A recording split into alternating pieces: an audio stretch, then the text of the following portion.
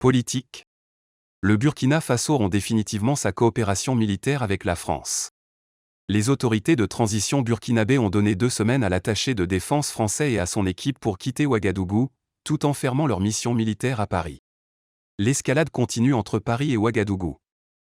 Après avoir obtenu le départ des forces spéciales françaises du dispositif Sabre, puis rompu les accords de défense et d'assistance militaire qui les liaient, le régime de transition burkinabé dirigé par le capitaine Ibrahim Traoré a décidé de définitivement rompre sa coopération militaire avec la France.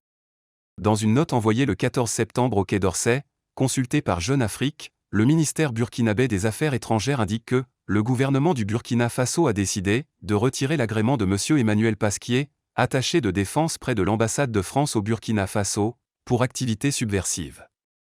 Le document ajoute que M. Emmanuel Pasquier, de même que le personnel du bureau militaire français, ont un délai de 2 semaines pour quitter le territoire burkinabé.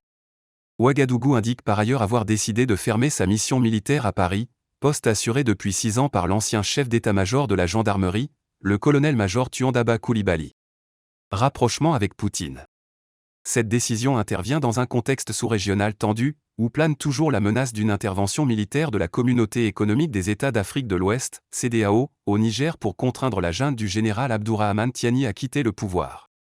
Un discret sommet virtuel des chefs d'État de la CEDEAO s'est penché sur ce dossier, jeudi 14 septembre, sans que rien ne filtre sur les décisions prises. De leur côté, les autorités de transition burkinabé ont récemment approuvé un projet de loi autorisant l'envoi d'un contingent militaire au Niger. Ce texte doit désormais être entériné par l'Assemblée législative de transition. Arrivé au pouvoir par un coup d'État il y a près d'1 an, le capitaine Ibrahim Traoré a rapidement manifesté sa volonté de rupture avec Paris, notamment en matière de lutte contre le terrorisme, et de diversification de ses partenariats, se rapprochant notamment ouvertement de la Russie de Vladimir Poutine, qu'il a rencontré fin juillet à Saint-Pétersbourg, lors du dernier sommet Russie-Afrique.